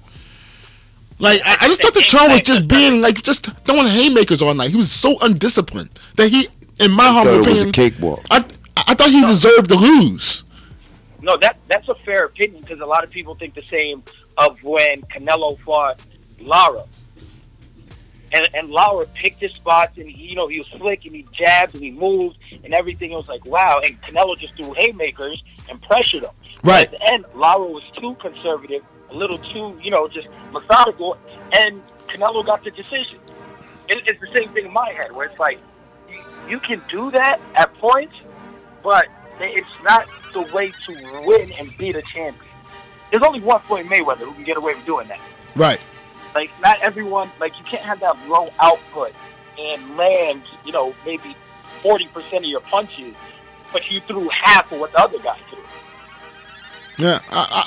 So it's a weird dynamic. It's more sweet science, and I understand that. But when the other guy's the champion, the crowd's there for him, and everyone's cheering, you better do something. You got to knock him down. You got to walk him down. You got to be aggressive. You definitely have to throw flurries at the end of a round.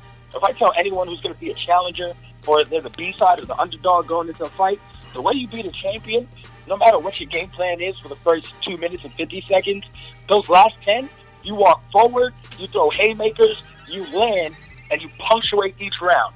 And that's how you beat a champion. That's how you take the title. And just from a conspiracy standpoint, like PBC fighters don't get the benefit of the doubt. In no cross promotion, they don't get the benefit of the doubt. Like, I mean, like they really don't get the benefit of the doubt. They don't. Like, no.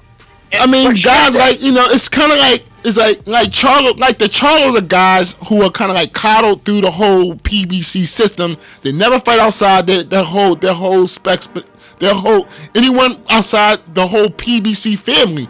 Like you can't even bring them to the table, and they just basically these two dudes have been just fed sheep the entire time. You dig what I'm saying? And the first time they get into a real scrap, it seems like, man, the judges didn't owe them anything. Like, they not real. Like, what I said before is that people don't really see the Charlos as real champions. They actually see them as PBC champions. And that's different than being a real world champion. They don't. The judges in the WBC, the WBA, the IBF, the WBO, they don't owe the Charlos shit because they only play under one set of rules. And I think when the opportunity came to kind of like screw him a bit, I think that's what happened. And that's why they are like where they are, because they've been playing under the PBC rules their entire career, and they haven't stepped out into different waters. And you know, it's frustrating playing that game. And it was kind of like a F you to Al Heyman. They did this on the first event ever for Fox, and they were bigging up the fight all week long. It had crazy promotion, and they both stunk out the joint. I mean, they did. I mean, they really did. I mean, we've seen enough, though. Again, if you go out there most of the time and you knock people out, you're gonna be all right. Like it was more competitive than people thought, but a lot of fights are. When you get to that top level, yeah, we just saw one last weekend. Yeah, Udos was way more competitive with Sean Porter than anyone thought. Well, I thought Ugas was he's kind of a Ugas is bigger than people think he is. Like he's also a big welter. He is. He is. Did anyone think he was gonna almost take the belt from Sean Porter? I thought it was gonna be a good fight. I didn't think it was gonna be necessarily like down to the wire. I don't know who's taking the belt home fight. And we're seeing that more and more and more. And I don't think that's gonna change. So we have to enjoy these knockouts, these people and the prospects running through cans. We got to enjoy where Tim Davis is right now. We got to enjoy, you know, where some of these young guys are coming up. Shakur Stevenson, Devin Haney, when they're just highlight reel knocking everyone out. Because sooner or later, that's not going to be there. Yeah. At the top level, it's going to be competitive fights. And it's going to say, okay, who can impose their will? Who can steal these rounds? Who can make it ugly and still win? And we've seen that on all these tough matchup fights. I think we got so used to people being dominant. And it's a false narrative. Right. Boxing wasn't deep for a long time. But this is how the boxing was when I grew up. You know what? It's deeper now than it's ever been. It's deeper now than it's ever been. I think the sport is actually starting to grow a bit. I mean, the people who watch it and fight are I think the talent level in boxing is pretty good now. From a athletically, they're getting boxers they haven't gotten in decades. For so long, boxing was, you know, the poor man's sport, right? You did it because you were trying to get out the hood or trying to get off the farm, or you were an immigrant, so on and so forth. Those were the reasons you got into boxing. And there happened to be some good boxers and tough boxers, and guys from overseas, whatever it may be. Now we're seeing guys who aren't needy, who aren't like rich, but they're going to college. They're these type of quote unquote D1 athletes that just choose to box. Right. Right. You know, you look at Errol Spence. He's not dirt poor. He didn't have, you know, he's not a guy who was selling cocaine. Like, you know, he wasn't on the street. He didn't have the Tyson story growing up or anything. Right. Even Floyd Mayweather just said his father, uncle were boxers, but they had their drug problems. He had a rough upbringing. No, we're seeing more kids who are just like, you know what? I'm athletic. I'm fast. I want to box. Devin Haney's the same way. Devin Haney's a great kid. Yeah. No. A beast. Like, and we're seeing these guys. Devin Haney, if he wanted to play football all his life, could have been a D1 corner at USC. If he would have went through Vegas, played at Bishop Gorman High School, he's 6 foot. He's like, what, 5'11", 6 foot, 165, 170 when he's walking around and not cutting. Right. I mean, Sean Porter, I think was a tailback. Sean Porter's a football player. It's a football player. Yeah. You look at these guys; those are athletes. These guys would have been D1 athletes. They're smart guys. They could hold a 3.0. They could have went to school. They chose to box. They chose to box. Indeed. And for the first time in a long time, we're seeing that where these aren't people in a position of need that have to box to only better their lives. It's kids who are choosing to box. They want to box. And that's a testament to, and we don't say that enough, or people don't look into that enough. And Mayweather's legacy may never show it. And there's plenty of other guys. I'm just picking Mayweather's name out because he's the most high profile. But a lot of these guys, 2000s, late 90s, they opened gyms. Yeah. They went back to the Phillies, the New Yorks, Vegas, the Calis with Oscar. The Texas has good gyms. Mad good boxing gyms in Texas. A lot of MMA fighters come out from down there. these guys went back and put money into their communities and opened these boxing gyms, and now we're seeing this is what kids started doing. Hey, so it was incredible. Like it's just a new wave, and they're going to get more and more athletic, better and better and better. And if you look no further than the 120 to 130 pound ranks right now, because these are the future welterweights, right? Right. These are guys who are going to fight at 147, 154. They're going to grow into the grown man bodies. Look at how many amazing fighters are down there. No. Touch on Teofimo Lopez on this show. Right. But not He's yet. The most talented of all. Yeah. Yo, Cal. And these kids are just wildly athletic and good and choosing to do it. Boxing is going great. We just kind of need the big boys to do it. We need to stop going to Alabama playing football. Stop going to Florida. Not all y'all got to go to the league at 6'9". Look at Tyson Fury. I know. Tyson Fury on our basketball court. You're telling me one of these guys in this NCAA tournament coming up, a power forward? Imagine Zion in the boxing ring. If Zion never played basketball and he picked up gloves at 10 years old, could you imagine him? Nah, that would be he would knock somebody out the ring. Like he would literally kill somebody. Now I'm talking about no. Do you understand that? No, Zion would kill somebody. Like actually they were ban boxing. If black men like that would start boxing, if Shaq and guys like they were like, nah, it's crazy. It's getting out of control. Boxing's dead. We got banned boxing. Like, nah. Yeah, but that's where we're going. Especially if it's fighting white boys. You know how you fight all the white boys coming up. They're like, nah, man, you gotta fight some Cubans. They be throwing Cubans at that ball. That's it. Hey, yo, Kel. Anthony Joshua looks like a freak of nature, and this guy athletically compared to some of the people his size in America. I just saw a DN in the NFL Combine run a 4.4 flat. Yeah, 290 pounds. Montez Sweat, Montez Sweat. Yeah, he ran 6'6", 6'6", ran 4'4". These are the next generation of kids who are going to box, who are going to be MMA fighters. We see Greg Hardy's in the NFL. In the UFC, and he started at 29. These kids are going to start fighting from when they're young. They're going to start wrestling from when they're young. And they're going to say, you know what? Do I want to go to Alabama and not get paid for 3 years and then maybe to the NFL? Or do I want to fight and be a pro boxer or MMA guy at 19? Indeed. Smart people fish in the building. Yo, Kel, man, if people want to catch your work and listen to your podcast, where can they find it? Where can they catch you? Man, the easiest way to catch me is on Twitter at Kel Dansby. It's like that on all platforms, Instagram, Facebook, wherever you want to find me. I tweet out all my work. Make sure you guys follow the Corner Podcast. Indeed. On iTunes, Spotify, wherever you listen to music, SoundCloud.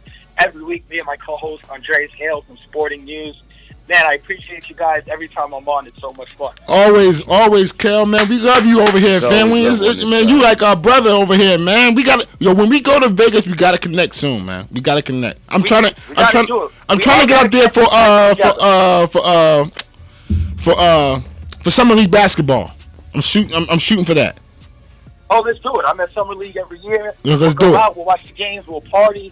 And that's UFC Fight Week. I'm taking you to a fight. Okay, let's do it, man. This is BlitzMagPodcast. Let's go. Glockaway Radio. We go way down. What's some smart people stay in the building? My main man, Kel Dansby, BSO, Black Sports Online, The Corner. Kel, your words and your wisdom is greatly appreciated. Thank you so much. My man.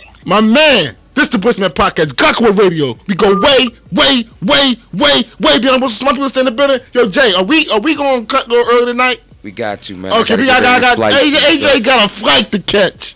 That's what I'm trying to say. My man just said I got a flight to catch. You got any flags? No, not this week. All right, I just got one more thing to say.